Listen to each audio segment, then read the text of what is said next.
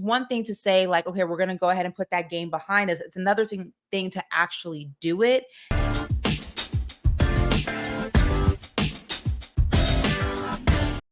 Welcome to We Need to Talk Now, presented by AT&T. I am Alicia J. And guess who's back, y'all? It's Ashley. Back from her great vacation. Hi. Yes, I'm very excited to be back. I missed, Greece was amazing and the guys were very good looking. I just want to put that out there. So I will be visiting that country again. But I missed game 1 of the WNBA finals. It was around 3 a.m. my time. I really tried to stay up. I missed a really good game. I saw the highlights the next morning, my time. It went into overtime. Obviously, it didn't go the way I wanted to for my Liberty. So I was very excited to be able to watch this one in real time. Well, and listen, I know that it might be hard to watch, but that was one of the best WNBA games, if not the best. No, I know. So maybe you should watch the whole thing rather than highlights. I'm just saying.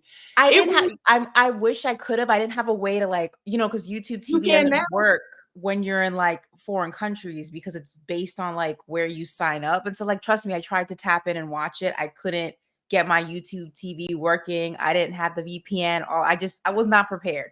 Well, I'm just saying game too. But it was an instant classic. So I'm just saying. I heard it was so good. It was so good. I missed it. Tap in for sure. And today was also another great game. We'll talk about it. But it was a game. We had game 2. The Liberty prevailed, and we're here to break it all down. Yes, but before we do any of that, we have to do some housekeeping and just remind you to once again keep it locked with the pod. You guys have shown so much love to the WNBA Finals Recap 1, all of the recaps during the playoffs, our very own interview with our very own Alicia J, all of our 10th anniversary special shows. There's so much that has happened in the past few weeks. We want you guys to keep it locked. Make sure you're following us on Instagram, X/Twitter, whatever the kids call it these days, TikTok, our individual channels. And if you are somebody who likes to listen to your podcast instead of watching them, make sure you scan this QR code because we are on Apple Podcasts and we are on Spotify.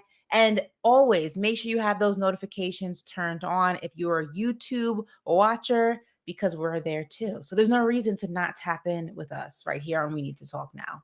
No, there's so many multiple ways. And if you've seen even the last recap that we did, there was a lot of conversation going on, and we want to make sure you tap in and that you get all of these right away. So make sure you hit that subscribe button in the least. But Ashley just broke down all the ways. So go ahead and just tap in every single way that you can, because listen, it was another crazy game in New York. Now, New York got it. So I know you're happy. Crazy. Yeah, I know you're happy with that. Speaking of New York, this is not an omen for RJ Barrett and Julius Randle no longer being on the Knicks. Look at that magazine cover, guys. It's all crooked, and I probably should get rid of this. I was going to say, let's replace that one. Let me just take that out. I should get rid of that Cowboys hat while I'm at it, but I need something there. I'm going to have to try to find, I got to get some new memorabilia for my Knicks. What a time. Rest in peace to the duo. Anyway, different sport, different day. Comment below on what Ashley should put back there. Like, comment below, because we want to add something. Yes. Liberty memorabilia. Got to get some of that. Got to get some new Knicks memorabilia. I'm on it. Thank you, Emma. I'm on it. You know what? A little Ellie would be cute. Just put a little Ellie back there. You think she has a bobblehead? Does she have her own bobblehead? I don't know. I don't know about a bobblehead, but she has a braid that they sell at the store. I don't know how I'm gonna fit that there though. But I know she has a braid. I'm sure she has a lot of merch. Wait, before we get into this game, I just want to say really quick. I don't know if you saw, but there was a little beef going on between Ellie and Courtney Williams' dad, Donald. I believe. I'm gonna call him Mr. Williams though, because I don't know him like that. But I don't know. What it all entailed, and we don't have any reports, but I just want to say, Mr. Williams, just please don't ever come for Ellie. She has the whole team behind her. That's all. I'm just saying, in the New York mantra, don't start none, won't be none. You know what I'm saying? Like, period. Ellie ain't that girl. Just saying. She's not. But Ellie Ellie, we don't know what happened, but I know that she's celebrating right now because New York got the win today. Sure It did. was crazy. It was definitely crazy. New York, once again, got out to a comfortable lead, just like the game before. There was a lot of similarities. When I was watching it, my nervous system was on 25 because I just felt like I was watching the same in a lot of respects. But they were going on multiple runs to take a 49-39 lead into the half. And then from there, Minnesota looked like they were going to make it close in the fourth, even coming within 2 points before the Liberty closed out. And Ashley, I know you didn't see the entire game. You definitely saw all the highlights. What was the biggest difference that you saw in these two teams today? A few things. Let me pull out my notes because I was taking notes as I was watching the game. So I was fully prepared for this very conversation. One thing I think the biggest difference for me is obviously, Sabrina and Stewie were just taking much better shots. Shot selection was there. It just seemed like their IQ for what was happening on the floor was higher than it was in game one. And these are two very smart, very veteran players, but sometimes your game is just off night to night. And sometimes your awareness of what's going on, your awareness of your own body, where your shots are falling, where they're not falling, is not as high night in and night out. They were just on all their P's and Q's. One thing I noticed right off the bat, though, was just the momentum of the team as a whole. That ball movement was so impressive. Everybody was touching that basketball. Offense was creating defense. Defense was creating offense. It was just great continuity basketball. And I think the biggest thing was being able to finish. And I think this is an issue that the Liberty have had, not just in this particular season, but throughout their entire tenure, is not being able to finish close games, close out games. And not that this is a closeout game, but there were moments where it was close, and a lot of that was because of just the talent of the Lynx, but also the Liberty have a bad habit of kind of taking their foot off the gas, which is why a lot of Liberty fans are never comfortable with a substantial lead, because we've seen that story play out. We saw it in game one. This just looked like a team that learned their lesson from game one and said, yeah, we're not losing this lead. You're going to have to rip it from our dead hands. And that's exactly what happened. All systems were a go. It was great basketball from so many different angles for me. I completely agree. Definitely loved watching the way that they responded from game one. Yeah. I mean, you could even see, you're talking about like not letting people rip things from their hands. You could see that in Stewie's line. She got 7 steals, which was a record, and that is literally grit. You're just going out, you're getting it, you're literally creating your own stat line in that respect, because you're stealing the ball and you're making things happen. And so that right there showed how much they wanted. And we all knew Stewie wasn't going to come out and have the same game, and especially the same ending that she had in that last game. She said that in the press conference afterwards, basically like, Sunday is a whole new day and we're going to be period. But it's also impressive though, right? Because I feel like it's human nature, and sometimes we have seen teams kind of take the energy from game one, good or bad, and bring it into game two. Sometimes you just, things, deja vu essentially happens in real time, and like maybe the same play unfolds and your brain goes, oh, we remember what happened last time. I just think it's very impressive that the Liberty really were able. It's one thing to say like, okay, we're going to go ahead and put that game behind us. It's another thing to actually do it, and really to start game two fresh, clean slate, and just forget everything that happened. There was no type of lingering dark shadow, dark cloud, if you will, over this team at all. It was essentially a brand new day, a brand new game. And that, I think, was also very impressive. Yeah, and there were some definite things that they should improve on before the next game, and we'll get into that a little bit later on. But also, they had the X factor in Betnijah Laney. I mean, she played a fantastic game, and one that we have seen before, but it was prior to her getting injured. She's had that knee injury that she's had to overcome. She's had limited minutes that she was playing. She got a lot more minutes this game than she did, but she just went out there and she put it all on the floor. There was nothing that she left it all out there. And so, Coach Brondello says no matter what, even if, let's say she's at 40% or 50% with that knee, she's gonna give you every drop of that percentage. And we saw that in the game today. It was really good to see her get those increased minutes, and also to see her production, because I mean, she was amazing in every single way.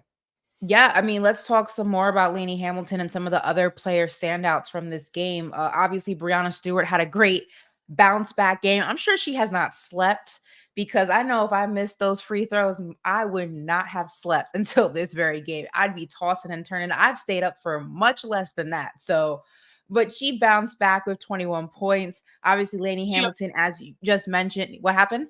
well, I was gonna say she also had Gino in the house too. That too. It was his Yes, first time ever coming there to watch. She was like, which is "Yo, it's been crazy, 2 years and you haven't been in the house." which is So crazy, right? yeah, I mean, so he's she had busy too, that too. so If you know. Gino's in the house, not to say that you're not going to play as good on other nights, but you definitely about to ball out when Gino's in the house. Oh, for sure. Because if not, he's about to ring you out Yeah, halftime. Like you gonna hear it.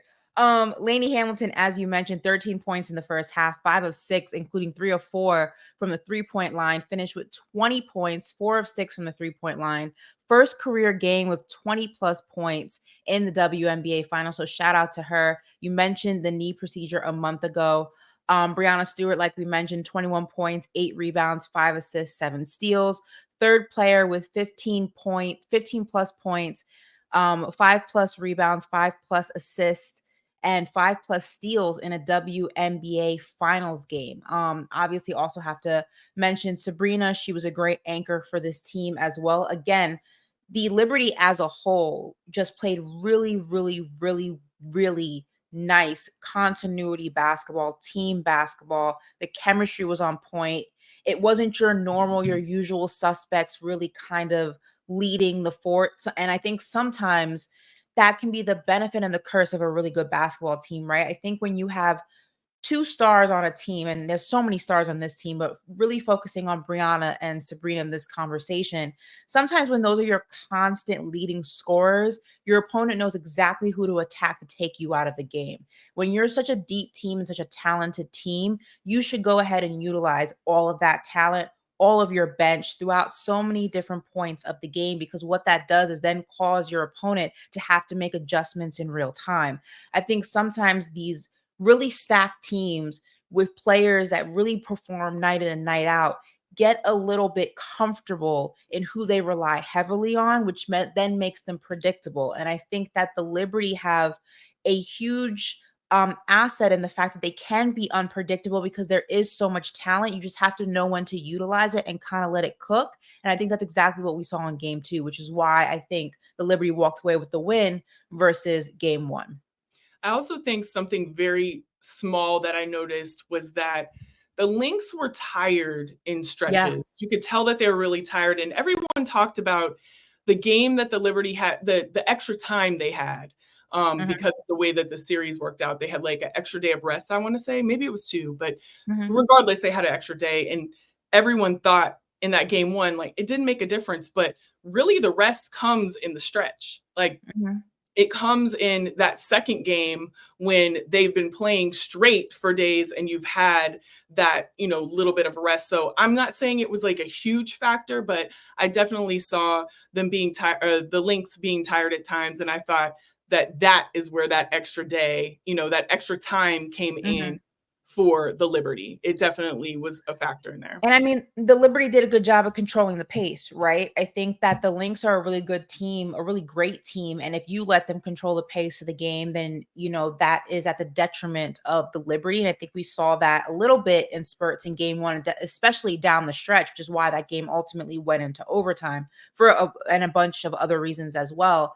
I think the Liberty did a really good job straight out the gate, playing at a pace that not only was comfortable for them, but a speed in which that they can go ahead and maintain throughout 4 quarters. And of course, you have moments where like it kind of deteriorates a little bit. You can only play so fast for so long, but they were able to play at a speed, like I said, that was comfortable enough for them that you saw that in the majority of the game. And even outside, we were all texting in our group chat, and you said, look, I'm not even comfortable with this lead. I said, yeah, like the second half is going to be interesting because when everybody kind of cools down and everyone's coming out there and they're gearing up again, sometimes the momentum can switch. What made the Liberty so impressive is the same tenacity they came out the gate in the first quarter with was the same tenacity they came out in the third quarter, which ultimately took them to the end of the game. And we didn't see that I feel like, in game one. And I feel like that was the huge difference maker, one of the huge difference makers in this particular game. Yeah, they definitely in game one came out of who they were to the point Right. of continuing to control the pace and everything. They came out of who they were and they really let the Lynx dictate that. And also one thing that I find myself, I'm not saying getting frustrated with, but it definitely, my nervous system beyond, like I said, 25 is the Lynx emotions are like this the whole That's time. not bad though. No, I'm not saying it's bad, Yeah. but it's hard to read because at any point in time, they're just going to hit you with something, but it's not expected. They'll be down by 18 and they're just like, who cares? We don't care. We're just like this. And I'm not saying it's a bad thing, but as a spectator watching, you're like, I can't read what they're doing. Well, I can't. And so it's like, dang, like, yeah. y'all making my nerves bad this whole time because literally they can come out of nowhere and just be up, For sure. There's two NBA teams to make a comparison that when you say that, I think of. One is like the old school San Antonio Spurs, like Ginobili and Tony Parker and Tim Duncan. They played the exact same way. They never got frazzled. They could be down 20, they could be up 20. It was the same even keelness throughout the entirety of the game. And the second team is a team that you've seen up close and center. The Golden State Warriors are notorious for doing that, at least the older Golden State Warriors. With the Splash Brothers, Draymond, those championship teams. I remember watching them in so many of those series.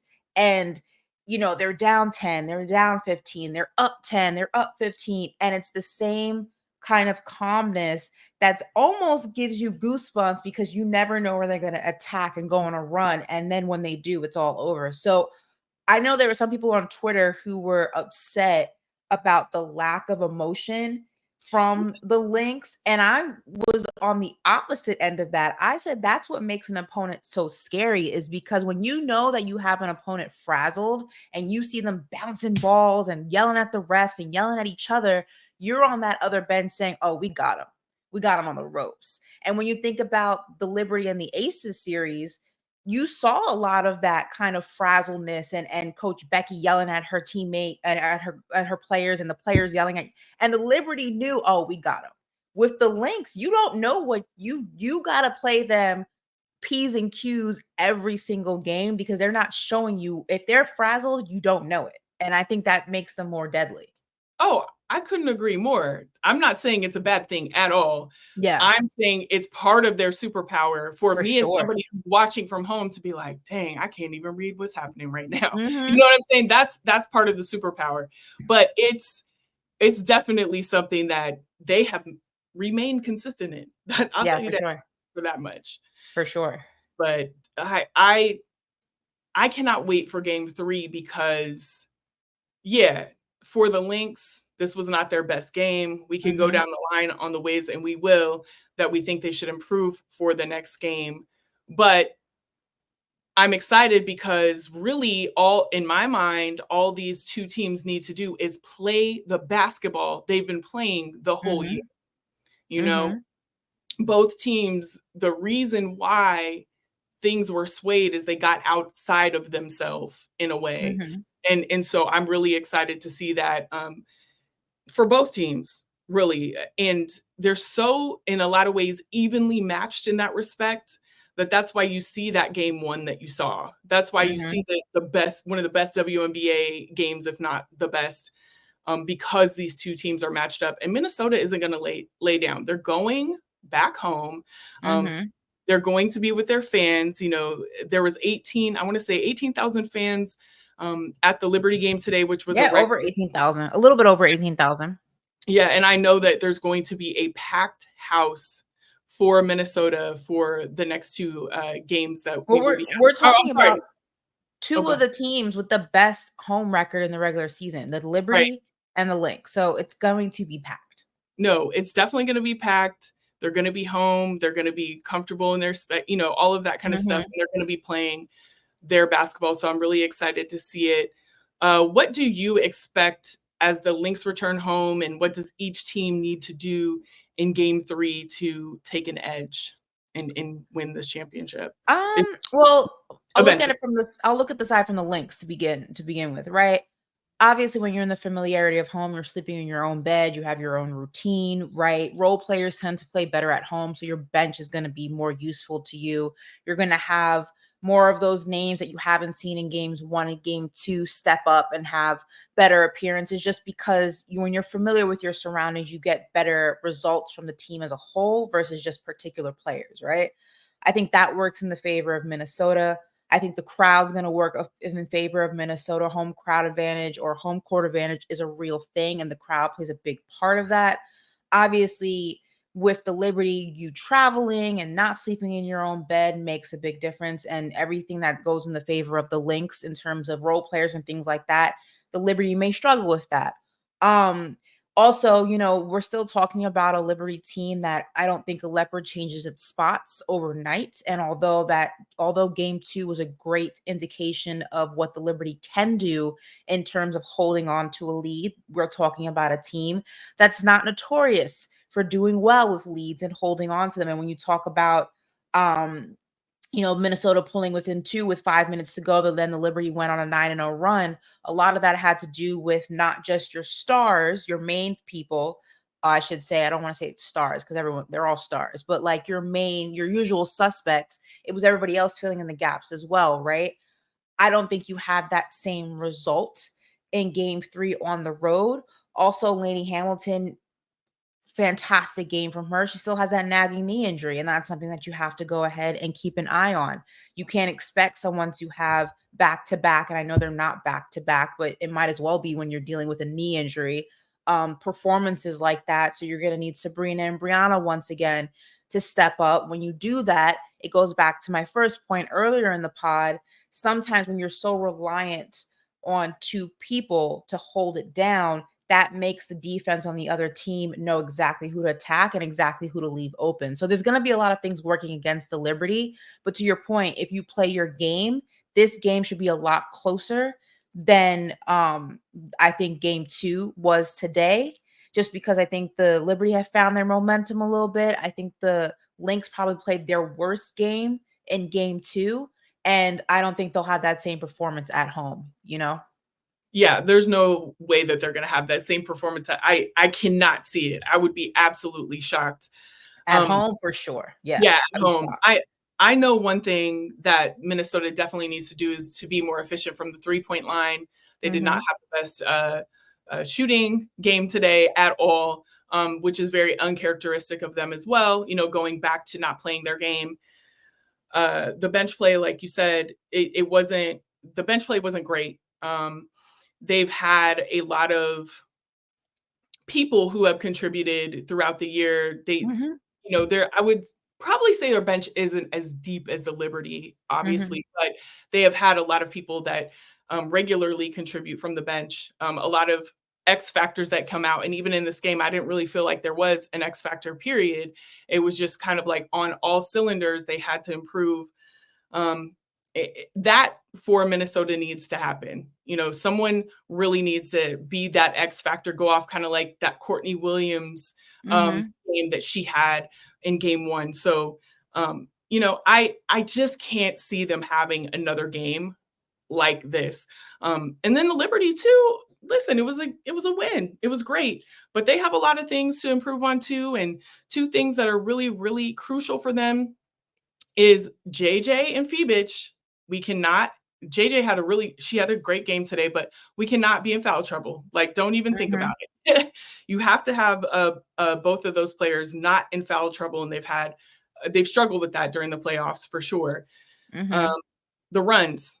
I know that basketball is a game of runs. I get it, Mhm. but there has been some huge runs that they have just let go down to 2 points. Like even in this game, I Mhm. think it was like 16 and they went down to 2, like towards the end of the game. It was just way too Mhm. close.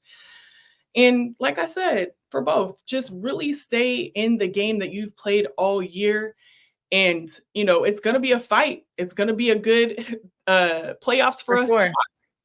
but they both need to have that in order to succeed. And I Period. will say, final point on the Liberty is to your point of runs, when you talk about the Liberty, threes usually don't travel well with you on the road, right? So as well as the Liberty shot from the three tonight, or today rather, there's a chance that that's not going to be your reality in game 3 on the road. So you really have to commit to your defense. You really have to go ahead and let that create your offense, because there's going to be points where it's stagnant, because there's a familiarity factor there, and things don't usually unfold the same way that they do at home. I really need to see the Liberty have a commitment to defense that I think that they did not have in game 1, which is why that game ultimately was able even to go into overtime.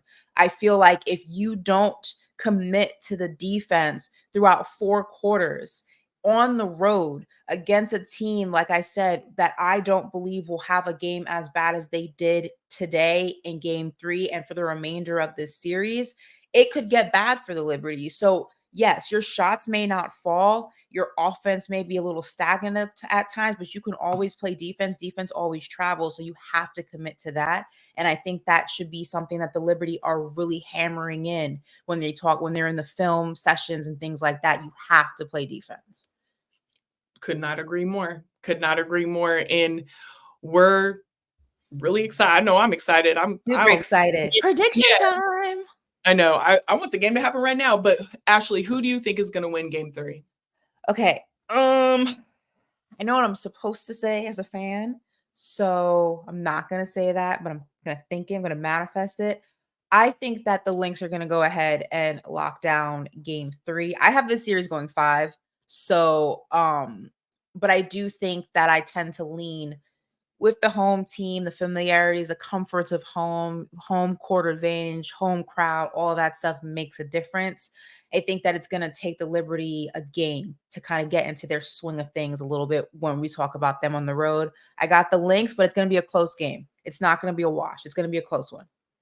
I have this series going to 5 as well. I do not think there is any way that the Lynx are going to have another game the way that they had today. Sure. Like you said, they're going to be at home.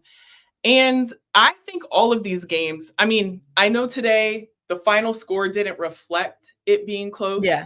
But if you look at the way the game was, it very much was close for a lot of it.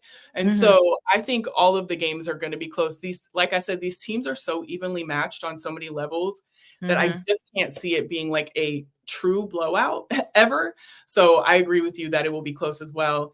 The Lynx will prevail in game 3. And we're going to have a good game of basketball to watch, period. That's for sure. I know. Listen, if you are not watching the Liberty and the Lynx in this WNBA finals, you are missing out on some absolutely incredible basketball. If you missed game 2, that's okay, because there is another one coming to you on Wednesday. So make sure you are tapped in, you are locked in. Like I said, you don't want to miss it. And you don't want to miss this podcast, because we are going to have you covered all WNBA finals, everything after the finals, everything in between the finals. We are here. So make sure you are keeping it locked. All of the social channels are right here below: Instagram, TikTok, X/Twitter, all that good stuff. Make sure your notifications are turned on YouTube, because we're there. And again, if you do not like to watch your pods, that's okay. We are on audio as well: Spotify, Apple. You can scan the QR code that pops up at the end of the show, and it will pop us up wherever you happen to get your pods. So enjoy the basketball, enjoy the football if you are not a Cowboys fan, you know what I'm saying? Enjoy the baseball. If you're a Yankees fan, go Yankees. And we will be back on Tuesday with another edition of We Need to Talk Now, presented by AT&T. See you next show.